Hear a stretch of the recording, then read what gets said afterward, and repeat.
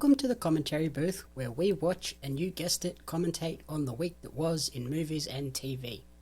I'm your host and play-by-play commentator Jamie Apps, and each week I'm joined by a rotating cast of colour commentators to help you find your next viewing treat.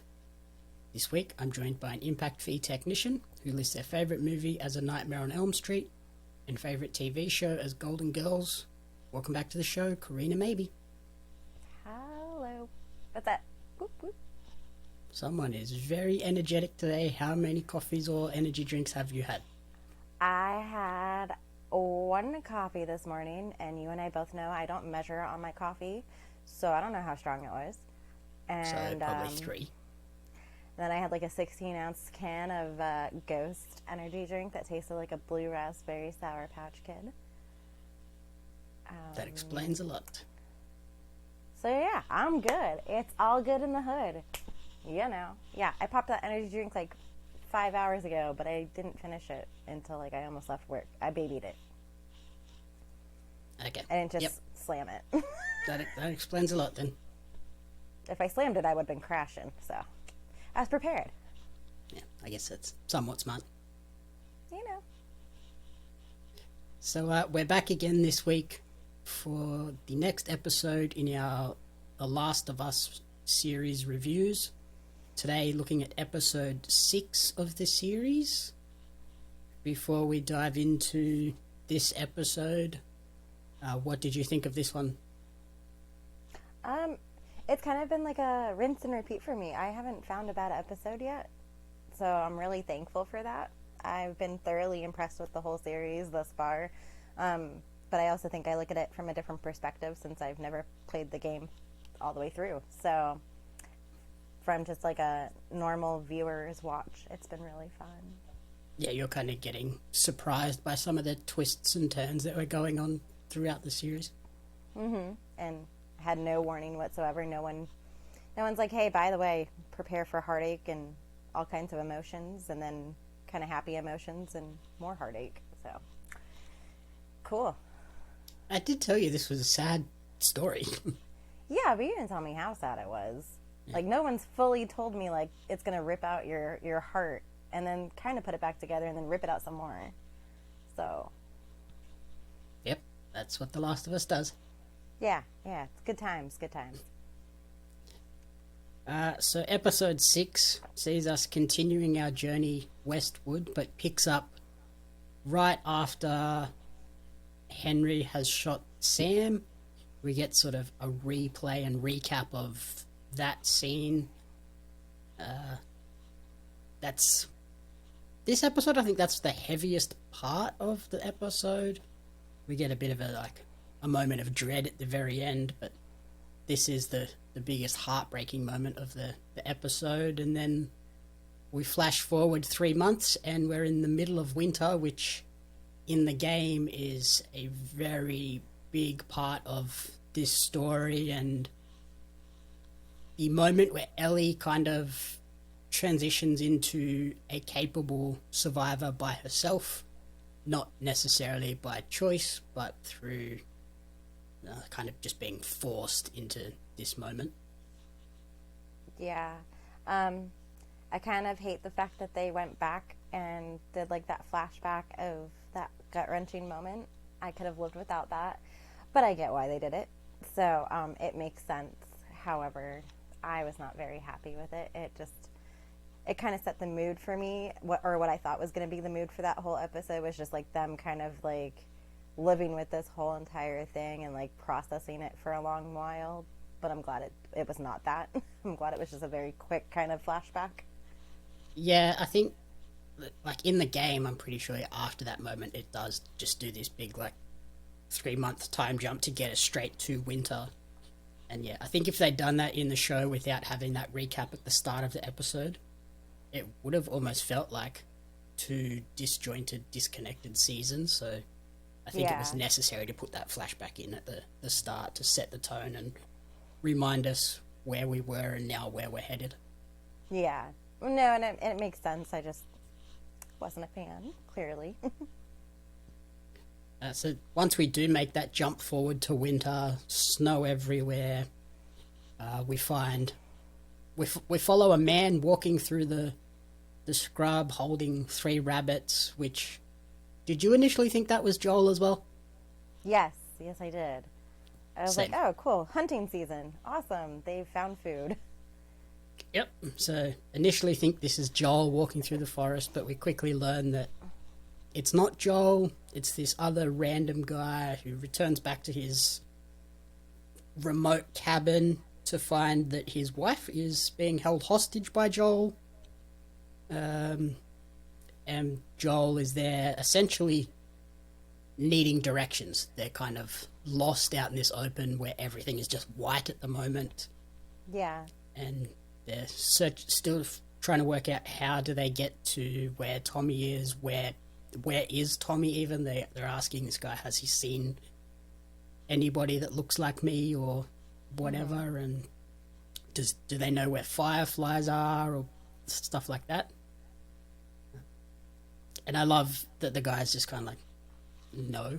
And then when they ask for directions, the guy goes, what, are you a bit lost out here? And Ellie pops up out of in hiding and acts like a smartass like she is, and kind of just goes, yeah, I must have missed all the road signs out here. Yep. I also like how Ellie kind of made herself at home while they were holding this lady hostage. Like, she just looks like she's in a natural house, like just doing stuff, whatever have you. Yep.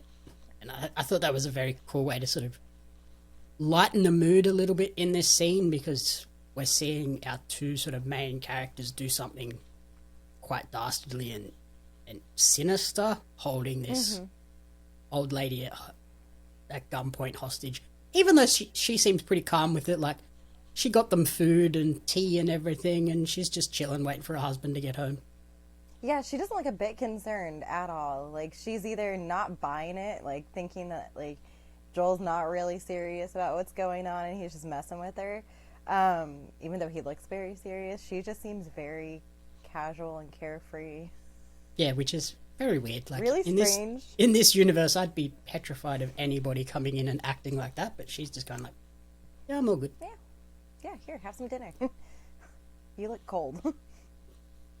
And what did you think of the moment where Joel asks the man, I need you to point on this map to where we are, make sure that you tell me the truth, because I've already asked her, she's told me where I am, and if you're wrong, you're both dead. Yeah, it was a bit intimidating. Like, I couldn't really tell how that was going to go, honestly, because if the guy had been like a smartass, he could have just completely just, I guess, played that card and to see if Joel was fibbing or not, really. Yeah, but I guess you wouldn't want to, like, it's your life and your wife's life. I'm probably not gonna toy with that option. I don't know, that guy seemed pretty bear-like. I don't know, he doesn't look like he would have taken anything from anyone, so I feel like he would have gone down with a fight regardless.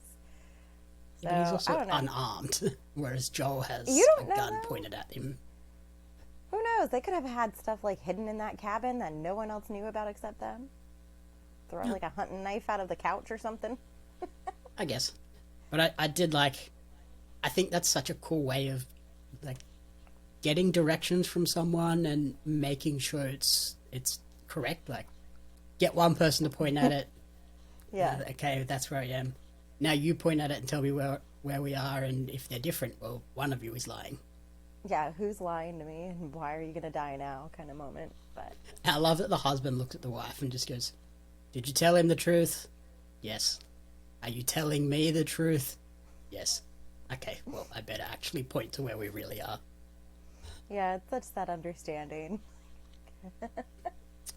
And in that moment, we also learn that they're in Wyoming, but Wyoming is absolutely crawling with infected. Essentially, all of the big towns and cities have been lost, so they should avoid that. And the guy's best advice for Joel and Ellie to head west is to just head east. Yeah, I liked his response to that. Go the opposite direction, essentially. You don't want anything to do with that side of the world. Yep. What's the best way to go west? Go east. East. Like, what? That's not reassuring, and then even more disheartening is when he says, whatever you do, don't go past the river. There's only death past there, whether it's all we've seen are infected, which are alive and dead, or even non-infected people. We've seen dead bodies hanging up there, so yeah, don't go that way. Just a bad spot in general. But Joel and Ellie determined to continue on and find Tommy, head out, and we sort of see Joel have a little bit of a panic attack, which I thought was an interesting little dynamic where we're finally seeing Joel not being quite as confident. Like, he's starting to lose it, and I think that shows he's concerned for Ellie as well. Like, he's not gung-ho, I know I can protect myself, but now we're heading into all of this supposed horrible danger, but I've got this little girl that I have to look after, and I thought that was a nice way to show it, but also a concerning way to show it. Yeah, he's showing that he is vulnerable now, and that he's not just like a big badass like everyone thinks. Like, he actually is, generally has his wits about him and knows that, he's not going to be able to take everything down by himself as easily as he originally thought, I don't think. Mm-hmm. And that he's going to have to depend on Ellie more at this point. I think he's realizing that Ellie is going to be a vital role in their survival. It's not on him. On that front, we see Joel teaching Ellie how to shoot the rifle, which she is apparently useless at. Has a couple of pot shots at their target, and the gun doesn't aim right. The gun's broken, and then Joel has to step in and just ping, dead center. I don't know what you're talking about. Ellie did great. That's exactly how I would shoot if I were in that situation. Yeah, I thought that was very fun, but they continue on their hike, and I thought the cinematography in this moment was really cool too. Like, they did a lot of really wide shots that made Joel and Ellie look very, very small in this vast open space. It's like, oh god, that's terrifying that there is literally nothing out here. That's just open land and snow. Yeah, and it's a really rough terrain, and you kind of get to see that because it is, like you said, it's a very rural area. There's nothing out there for miles, like no civilization for the most part. Anything you're going to come across is either going to try to kill you, or it might be food, but you don't know. So you have to keep your wits about you on that one too. And then in that moment, they decide that it's time to make camp, and because they're in this sort of vast, lonely space, we get to see their relationship build a lot more and hear sort of what is happening in their minds as well. Having gone through this journey so far, we sort of see Ellie beginning to wonder about the cure, what happens if it works, what does Joel want to do if it works, if it doesn't work, what happens then as well. Yeah. I think she's probably generally concerned about herself too. Like, what's going to happen to me if I'm not what they think I am? Like, are they just going to get rid of me? Or are they going to try and test on me? What's going to happen? Because it's never been explained to her what their plan is for her. She just knows that she needs to go from point A to point B. Mm-hmm. Yeah, and she's kind of under the impression that all they'll need to do is take a sample of her blood and make a cure. Mm-hmm. But then she also thinks back to what happened with Sam, and she admits to Joel that she tried to save Sam with her blood and it didn't work, which I thought that moment was really well portrayed by Bella Ramsey. Like, you could see the emotion in her face and just the concern as well. Yeah, I think for, like, obviously the character is really young and shows the actress, like, Bella did a great job of just kind of showing that she's having these, like, adult emotions, things that you wouldn't normally see from a kid, from a teenager. So she did a really great job of just, like, having that kind of dread and doubt in herself. It's kind of like a self-doubt moment. Yeah. And it's hard. But you can tell that it's really wearing down on her, the reality of it. And we also sort of get to see Joel, like, reassuring her that the cure is going to work, even though, like, in episode 2 he talked about, we've seen all this before, it never happens, it's never worked. But I think him seeing Ellie continue to, like, she got that bite right in front of him and didn't get infected. I think he's sort of starting to maybe come around that she's real, this is a possibility, even though he's still not 100% sure, but he's very reassuring in, no, it's going to work, we're going to be fine. And they talk about what they want to do if the cure does work, and Joel wants to buy a ranch and raise some sheep because they're quiet and do what they're told. Yeah, I like the fact that with him trying to calm her down and kind of just get her to regroup and refocus, he starts talking about life after they find the cure, life after they get her there and she does what she needs to do. It just makes it a little bit easier for her, I think, to kind of calm down and just regroup. And as someone that has played the first and second game, I really like that moment where he's talking about wanting to get a ranch and raise some sheep, because, spoiler for The Last of Us Part 2, I feel like that kind of plants the seed in Ellie's head for the house that she then has in Part 2. Okay. Like, she has a ranch with sheep. Oh. So it's like, maybe this is where that idea came from. So I don't need to actually play part 1. I can just go straight from watching the show to playing part 2 is what I'm hearing. Like, I can just keep that whole first game. Mm-hmm. Okay, cool. So, yeah, I got faith now in myself. And then we also get to hear more about Ellie's love for space and the moon and things like that, because her whole dream, if this cure works out, is to go to the moon and kind of be like her favorite astronaut, Sally Ride, who was America's first woman in space. Yeah, I think it's a really fun goal to kind of have, because you get to see that, like, obviously, usually growing up as a little kid, you say, like, oh, I want to be president, or, oh, I want to be an astronaut, and things like that. So she's having those kind of moments where, you know, she'd love to do that too, which is it's a fun thing to see. Yeah, it's like an actual kid's far fantasy dream for their life. Yeah, dream job or whatever. Yeah. Whenever you're in, like, grade school and they're like, oh, what's your dream job when you grow up? Yeah, I want to be this, I want to be that. Yeah, like, it definitely grounds it in a bit more reality than perhaps we otherwise would have. Mm-hmm. And then we see sort of Ellie continuing to grow when Joel says he's going to... she can get some sleep and he's going to take first and second watch to make sure that they're safe. But we flash to the morning and Joel is out cold and Ellie has been up protecting him for once, and Joel is very annoyed that she didn't wake him up, but Ellie's like, it's alright, I'm learning. I did everything you told me to. I checked our six, checked everything, and we're all fine. Let's just move on. And I think you can see in Joel that yes, he's annoyed that she didn't wake him up, but he's also proud that she was able to survive. And he doesn't actually say that, but he's kind of like, okay, whatever, let's just move on.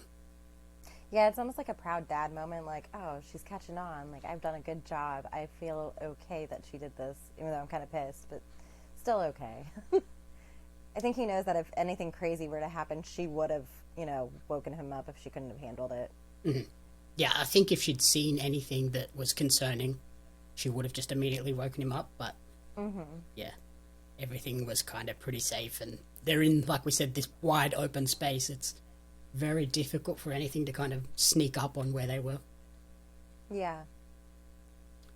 So after they've both got up, they're ready to go, they continue on their hike, and I loved how they were using just like a single gunshot to potentially draw out any dangers. Like they were just shooting off and then hiding in the shrubs and just watching to see if anything came out, and nothing did, so they were safe to continue.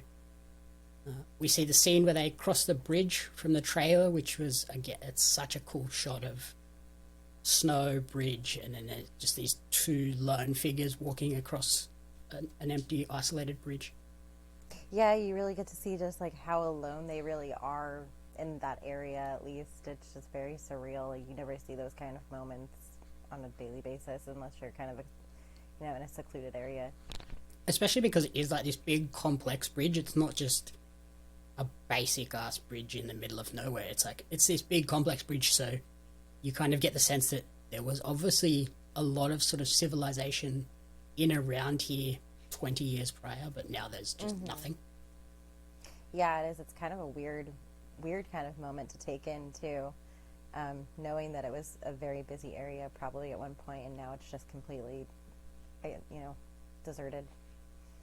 And it also builds that sense of dread too, that we were told not to cross the river, and now they're crossing a river, and you're like, okay, now we're getting into real dangerous territory.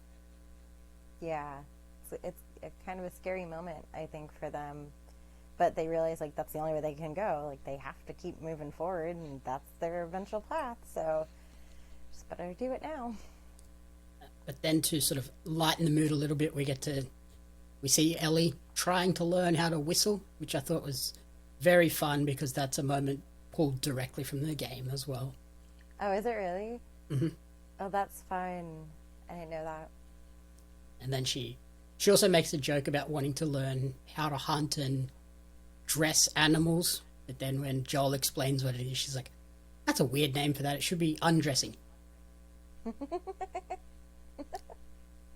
As the show continues, we get to another big moment from the game in this series where they get to the hydroelectric dam, which they've kind of made a bit of a change here because in the game this is where we meet up with Tommy rather than in Jackson Hole.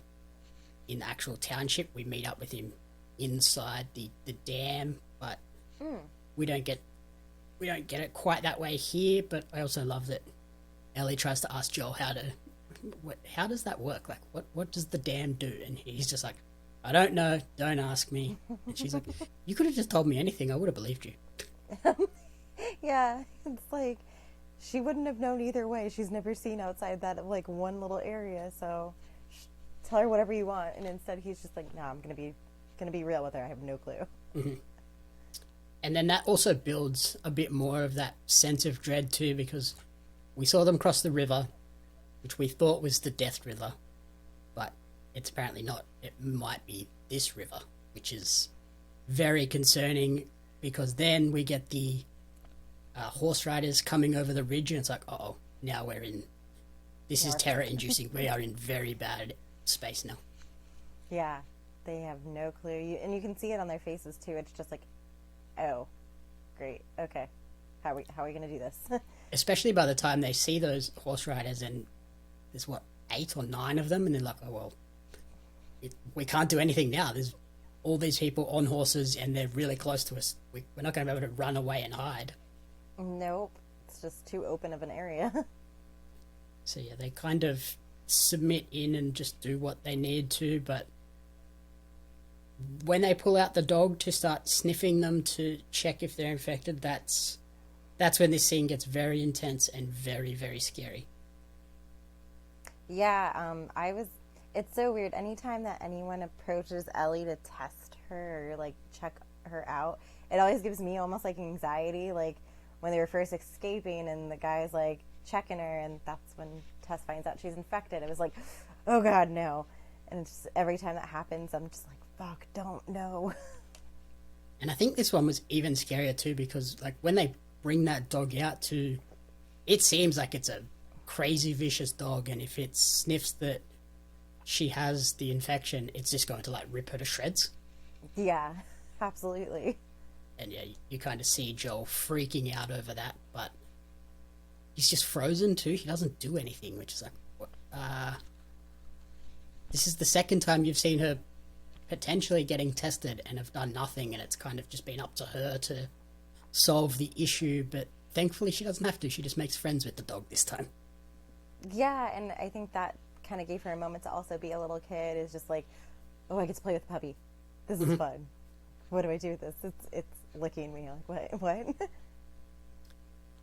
And then now that they're sort of been cleared by the dog, they head back to Jackson Hole, Wyoming with this group.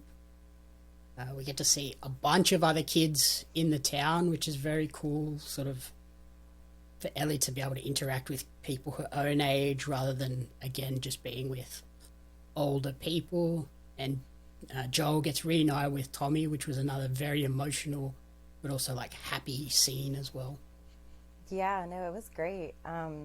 It was really nice to see like so many people working together instead of working against each other, or like what we have seen in the past where there's not a whole group of people just like working collectively. It's them versus them, you know? So it was a nice bit of fresh air almost. I do love that later in the episode, Joel starts to tease Tommy about being a communist, and Tommy's like, "No, we're not communists." And his wife just immediately goes, "Yes, that's exactly what we are. We live in a commune. We are communists." Side note, I seeing the actress that plays his wife again made me so happy because I haven't seen her since True Blood, and when I found out she was going to be in this show, I was like, "Oh God, where is she going to pop up?" So I was really stoked when I saw her. I goes, "Oh man, it's her! I finally got to see her." And this whole sort of sequence and interaction with Tommy, Maria, Joel, and Ellie, I thought that was really cool because they sort of help grow that idea in Ellie's mind that a bad reputation doesn't necessarily mean you are a bad person. In fact, it can kind of protect you in points because that's kind of the idea that they put out to that old couple from the beginning of the episode, that everything past this river is just death and torture and something you don't want to mess with. But then you get to this town and they're super accepting. There's kids running around everywhere. They have movie nights, a bunch of food, and it's like, oh, okay, maybe they're not as bad as they initially seem from the outside. Yeah, it is. I feel like you have to have like thick skin and you kind of have to have like a rough exterior and almost make people intimidated by you just so they don't mess with you, because you don't want someone to come in randomly and just screw up everything you've worked so hard for. So I get where they're coming from. And I think we've kind of seen Ellie pick up that trait sort of from the beginning. Like that first scene where we see her held captive, she is very Feisty. aggressive and like, yeah, feisty, wants to basically fight anyone that comes near her, and she seems like a terrible person to be around, but yeah, deep down she's actually this really sweet, innocent kid that just wants someone to love her, really. Absolutely, yeah. It's a very interesting thing, but you gotta have your guard up, especially in a setting like what they're in. You know, you don't know who to trust, so you never want to let your guard down at that point. And we then sort of get a tour of Jackson Hole. What did you think of this settlement that we learn has been there for 7 years? I mean, they have a good thing going. They have. It seems like everybody's got like their own job to do, and you know everybody's responsible for something. So it's nice, like collection of everything. You know. And yeah, they've got like this democratically elected sort of leadership. They have running water and electricity from the hydro dam, and they're out in the middle of nowhere, so they're pretty well set in terms of they're not going to come across too many infected, and they do those patrols that we saw that found Joel and Ellie, so they are doing a great job of making sure that their community is quite safe. Yeah, it was they have a really great setup. You know, they have people assigned to do this, and you know those are the ones that are going to protect the commune essentially, to make sure nothing's going to get past it or ruin it for them. And then Joel and Ellie they're told that they've been given a house to go and set up shop in, and basically like, now that you're here, you might as well stay. Here's your house. We'll sort out roles later. And Joel says to Ellie, "I'll go with Maria and check out the house, have a shower and whatever." And I think that's the moment where you realize how connected Ellie has become to Joel, because she just looks at him like, wait, what? Normally you won't let me out of your sight. Like, why are you telling me to go with this lady that we've only just met? Yeah, you don't know her. Why should I go with her? How can we trust them? I think she's almost taken on Joel's mentality of trusting people. Like she's more cautious and everything like that versus, you know, not that she wasn't cautious before, but it just seems like she's extra cautious now. Yeah, she sort of needs you to prove that you're trustworthy before she's happy to just accept it and go with the flow. See Joel and Tommy get to spend a bit of time together and sort of catch up over some drinks at the pub, which is a very like pre-outbreak moment. And Joel initially lies to Tommy about Ellie and why he's traveling with her. Essentially just says, yes, she's the daughter of some Firefly bigwig, and that's why I'm trying to bring her out west. And Tommy basically tells him, well, if you're looking for the Fireflies, you need to go to the University of Eastern Colorado, but that path between here and there is full of infected and raiders. And then tells Joel, I can't come with you. Like, Maria is the reason I couldn't contact you before, because we wanted to keep the commune safe. She's pregnant, so I cannot come. Yeah, it's like I hate to say it, I almost hated Tommy.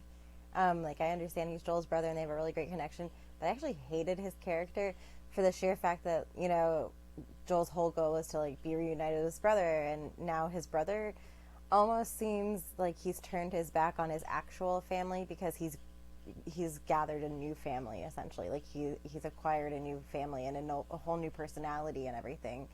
So it kind of sucks in a sense. I feel bad for Joel almost. Mm-hmm. Yeah, and we sort of see, Joel is definitely put off by this revelation, and essentially says, that's right, I'll get supplies and I'll leave tomorrow. Like, I'm not going to hang around here anymore. And then as he leaves the pub, he has another little panic attack and sees a girl that from the back looks exactly kind of like Sarah.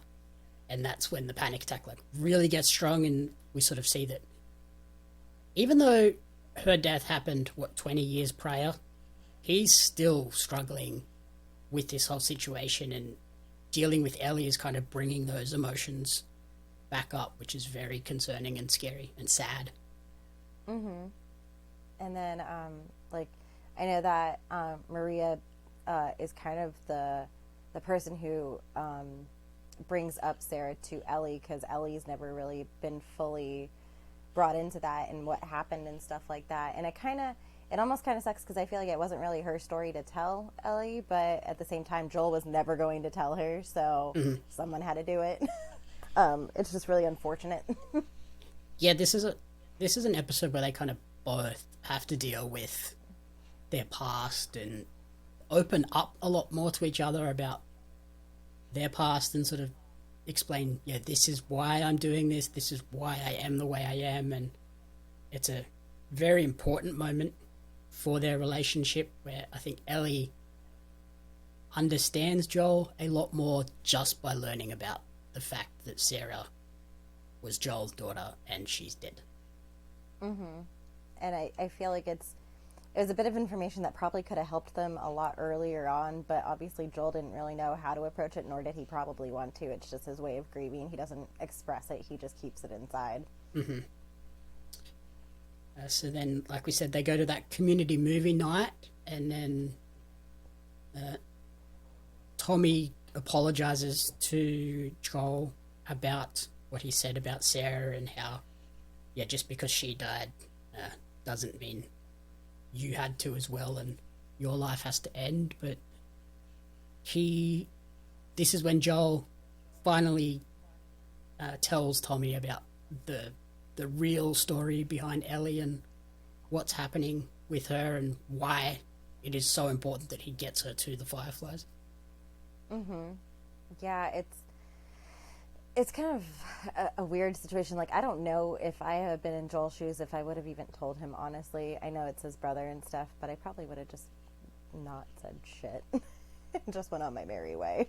I think the only reason that he does tell Tommy is because he has had these couple of panic attacks, and he's starting to realize, I can't do this alone. Like, I'm getting older. I am still dealing with a bunch of issues over the death of Sarah. I can't now take on a new daughter and potentially face that same outcome later. Yeah, he just wouldn't know how to handle it. And I think he's looking for sympathy almost from Tommy, and he's just not getting it. Like, he gets it to an extent, but not to what he needs.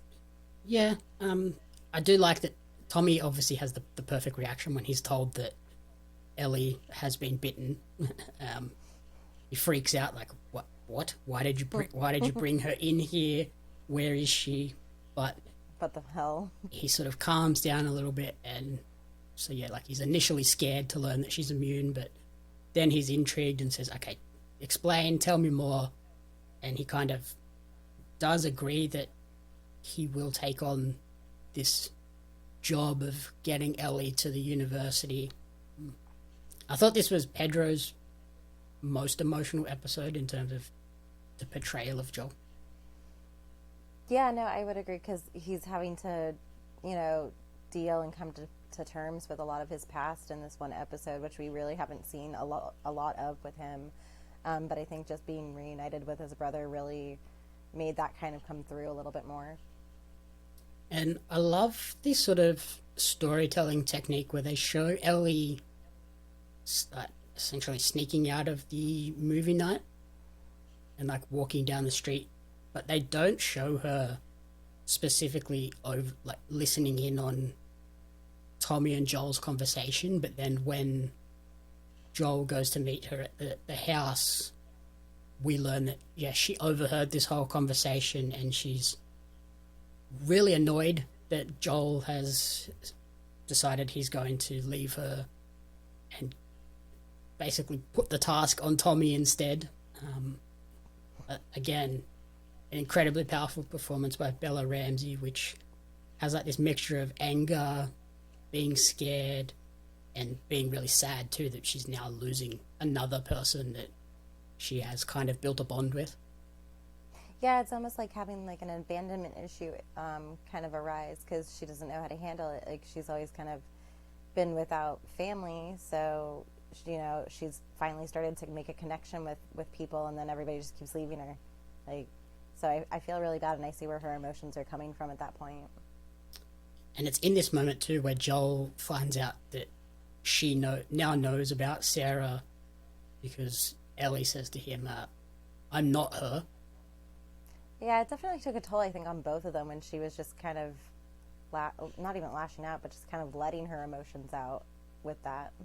Yeah, I think it takes Joel by shock initially, but then he's kind of sort of thinks about it logically and like, okay, yeah, you aren't. Ellie's like a lot more capable of protecting herself and looking after herself than I think Sarah was. Yeah, and I don't know if Joel really knows how to handle that because he's kind of just had someone depend on him. So the fact that she doesn't need him as much to help her, it's kind of, he doesn't really know how to react to that. Mm-hmm. And then Ellie essentially says to Joel,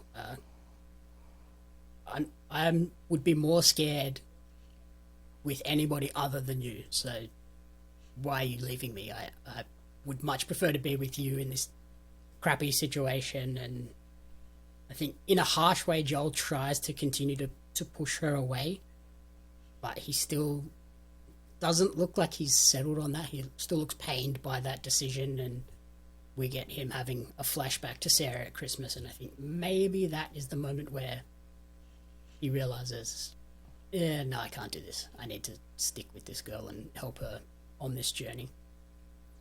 Yeah, you kind of see that whole realization kind of like come through, and it's kind of just that light bulb moment. Like, as much as I don't want to do this, I don't have a choice. I do like that they don't make it like, they don't immediately switch his motivations there. Like, he just leaves the room and we think, okay, yeah, that they are splitting. This is it. They're done. Mm-hmm. And we see the next morning with Ellie awake, ready, packed and ready to leave. And she's kind of sitting there, obviously kind of hoping that Joel is the person that's going to walk in the door. But it's Tommy, and you kind of see her just sort of give in and like just look downtrodden. As soon as he walks through the door, she's just kind of like, okay, he's actually leaving me. Yeah, it's almost like she has like that moment of like acceptance, but even though she doesn't want to, it's just like, all right, well, this is what it is. It really sucks, but I'll get over it. Mm-hmm. So then Ellie and Tommy head down to the stables, and we learn that Joel has been here for the last like 30 minutes or so. He's stolen a bunch of supplies. He's trying to get this horse ready to leave, and he's just kind of he can't leave. No matter what he thinks is the best option, he simply can't leave without Ellie. And I think that's a really important moment because he gives her the choice. Do you want to go with Tommy or do you want to stay with me? And before he can even finish giving her the options, Ellie's shoving her bag into him like, let's go. Yeah, I'm ready. What are we waiting for, essentially? I was gone 5 minutes ago. Mm-hmm. So then as they're leaving, Tommy basically says to them, no matter what happens, there's always a place for you back here whenever you need it. But they continue on their journey. Ellie sort of asks, is Jackson how the country was run before the outbreak, with everyone being really like nice and collected, and yeah, everybody being like super cooperative with each other and helping the community as a whole. And Joel's like, no, it was definitely not like that, and explains the difference between sort of capitalism and communism, and talks about how his job was as a contractor building all sorts of different things. And Ellie kind of has a couple of jokes with him there, but I think the most touching moment of this sequence where they're riding on the horse talking about pre-outbreak life is we see Ellie sitting on the back of the horse and she leans like into Joel's back and just like hugs him and sort of lays on his back, and it's kind of this real loving moment where it's like, oh, they definitely have a bond now that I don't think we would have seen her do this in any of the previous 5 episodes. No, you definitely can tell that now. It's like after they were almost separated, like she doesn't want to be separated from him, like ever. Like they're together for the rest of it. Like, she wants nothing else, no one else. And yeah, like they've explained, they've each opened up and explained their backgrounds. Like they got rid of all their protective barriers and were vulnerable with each other for a moment, and now that they can have these loving moments. Yeah, it's a really like touching kind of like sequence at the end, and it's a good wrap up, I think. And then Joel continues sort of teaching her about pre-outbreak life and tries to teach her and explain football. She's kind of like, so it's just going in the one direction. Like, yes, but violently. And as they continue on their ride, Ellie's like, well, that was easier than expected. I don't know what Tommy was all so afraid of. And then Joel says, there's still time to find out, and Ellie has to be her joking kid self and imitate him, and does the contractor. I thought that was a very fun moment as well. Like, just this whole horse ride was them just connecting on random silly things that don't really matter in this universe. Like, it's all pre-outbreak stuff and things like that, and they're just being a unit and bonding over pointless stuff. It's a good thing to kind of like be able to do that and take your mind off of the real situation at hand. So I like that it gives them a little bit more character and a little bit more insight to each other. Yeah, I'm glad they didn't skip over a lot of this just to get to the next action sequence, which is them arriving at the university, and again sort of Joel explaining what university was pre-outbreak and it being just as much about partying as it is learning. And they sort of talk about what they dreamed of doing pre-outbreak. Joel wanted to be a singer, and now Ellie she's got that in her mind, and she's going to hold him to, he's going to have to sing for her at some point. Does he ever actually do that in the game? I think he does in part 2. Okay. I was curious if they ever like live up to that. Yeah. That'd be fun. He definitely teaches her the guitar, and I think they have a moment where they sing in part 2.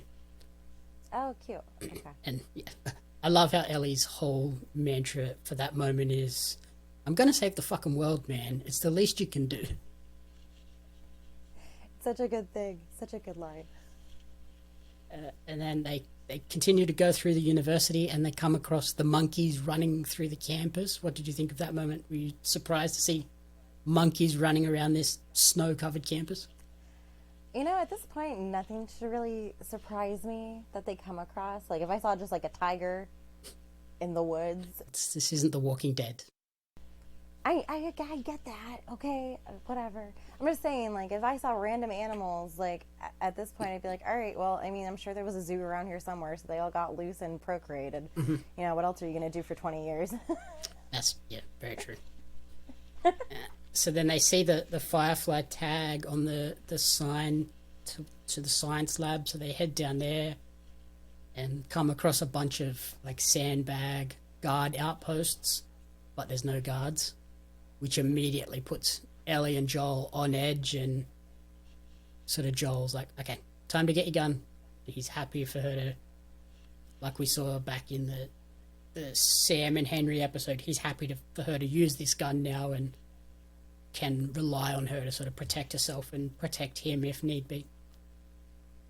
Yeah, it's nice to see that, like, they both have that kind of trust with each other now, whereas, in the first couple episodes, Joel never would have given her a gun ever, and now they've just progressively gotten better together, and he realizes that she is able and capable to do this.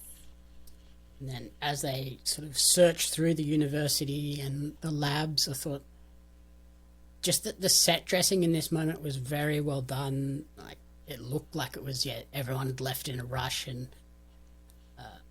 I loved that they had time period accurate IV pumps. So from my times in hospitals, I saw that IV pump and I was like, okay, that is an IV pump from the early 2000s. This isn't a 2023 IV pump. I'm glad that was accurate. I've only been in the hospital once, really. Yeah. That was just to give birth, so Yeah, I wasn't really remembering a whole lot during that time frame. those big blue ones, they've phased those out now. You have real small white ones now. So like, okay, I'm glad that's a time period accurate IV pump. Thank you.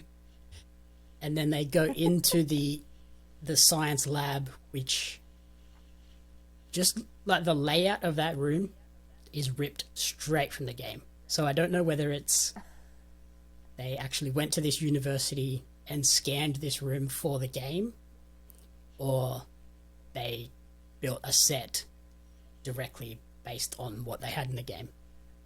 But it's 100% Like, to a T accurate. as soon as they walked in, I was like, yeah, this is exactly the room that I remember searching through, trying to find some sticky tape and scissors and things. I was like, okay, that makes sense. That's funny. I like that they've been able to do that with a lot of different sequences, though. Like, they either have it, like, directly spot on, like, frame for frame, or it's slightly altered, but still pretty close. Yep. And then they find the map, which basically says and leads all points lead to Salt Lake City. So, yep, that's the next location that we have to move towards, and kind of this whole journey has kind of just been following breadcrumbs and, okay, this is the next place we need to go. Let's make our way there and see where that takes us from there. Yeah, and what's crazy is that there's no guarantee of what's going to be there. They're just going on a map that has been left there for God knows how long. Who knows? Yeah, so they don't even have any confirmation that there's anything there. They're just like, all right, well, this is what it's telling us to do, so let's hope and pray that's what it's going to be. And after they've read that map, they hear and see a patrol of guys outside the building, which kind of takes Joel and Ellie by surprise. So they're like, okay, there's more of them than there are of us. They're well armed, so we just need to try and sneak out. But they get caught as they're getting all their stuff loaded back in onto the horse, and Ellie she does that protection thing where she calls out the guys so that Joel doesn't get absolutely clocked in the back of the head with a baseball bat. But we see the bat break across the tree, and then Joel gets stabbed in the stomach with the broken bit of baseball bat, and it's very concerning in that moment. Yeah, that was a painful thing to watch too. I was just like, ooh, Yeah, no. that's not a nice clean wound. That's a no gaping tear hole, basically. Yeah, I was like, that's got to have like internal bleeding or something in there. Like, no med kit is going to help you here. Yeah, you're not wrapping a bandage around your forearm on this one. No, nope. And then sort of Joel takes down this guy that has attacked him, but the other patrollers hear them and come running, and the little quips and lines that they yell as they're running towards them, and Joel and Ellie are trying to ride off on the horse, were again pulled straight from the game, where one of them yells out, "He's hurt," and another one's like, "He's not alone." So they didn't realize that he was just going to have Ellie with him. And they ride off, but then Joel collapses and falls off the horse, and we see Ellie go into real panic and terrified mode. Sort of, okay, how am I going to survive? And she even says, "I don't know what the fuck I'm going to do now." Yeah, it's kind of like reality's hitting her, and you almost feel bad for her because if any of us were in that same situation, we'd be like fucked. So, I see where she's coming from. Especially like you said, that wound that's not going to be an easy fix. It's like this was the moment where the show kind of feels the most bleak, because it's just these two characters in the middle of nowhere. Joel is severely injured, and Ellie just is going to now have to deal with it herself. It's like, okay, we're actually in the most peril, and they may not survive this moment, and then the episode just kind of ends. Yeah, it's almost like a cliffhanger kind of thing. Like, what is she gonna do? And it's rough because you really don't know. I mean, she's so tiny. I mean, how the hell is she gonna hike that guy up and try and help him out at all? Yeah, like just getting him back onto that horse is not going to be an easy feat if he's kind of dead weight. Dead weight. Yeah, exactly. And as the episode ends, did you notice the song that played as well? No, I did not. So it ends with a modern acoustic cover of the Depeche Mode song "Never Let Me Down Again," which was the one that played at the end of episode 1, signifying danger ahead. Danger. Oh, that's a fun little... I didn't realize that, but that's a fun little Easter egg kind of moment. Yeah, it's a great way of using that song, like, just as... Okay, any sort of 80s music that we hear now in this show is going to be, danger. But by using the exact song but in a slightly revised way, sort of gives you that callback without being like in your face. No, that's a really fun thing. I didn't even realize that. Yeah, I again enjoyed this episode. I wouldn't say it was one of the best episodes, but a lot happens to sort of set up this winter period, which I think was very important, and the next few episodes are now going to have a lot more at stake going ahead from here. Yeah, they also fit a lot of stuff into this episode, and the time frame of it was not as long as some of the other ones had been. Yeah, this one was under 50, I think. Yeah, so I'm really impressed with how much they actually put into one episode. It did seem like it was kind of a fast-moving kind of episode, but at the same time, yeah, they had a lot of ground to cover.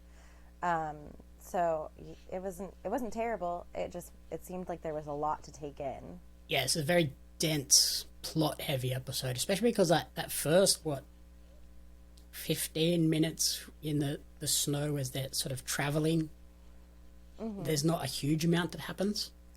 But once we hit Jackson, then this episode really ramps up, and a lot happens in the last sort of half hour. Yeah.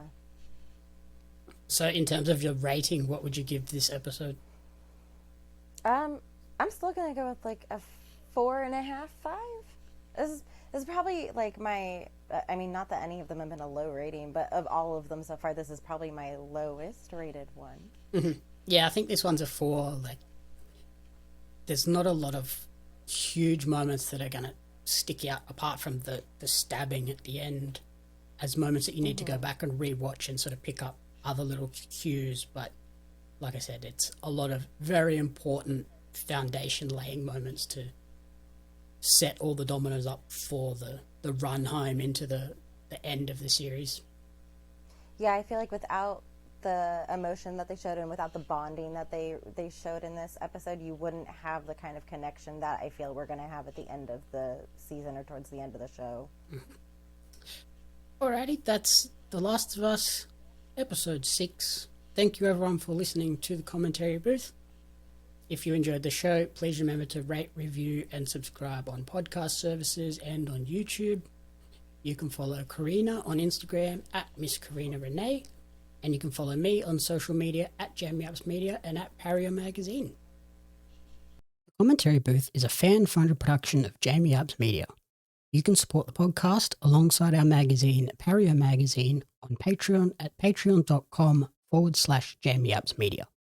The following people supported at the publisher level or higher, and you cannot fathom how incredibly appreciative we are for their support.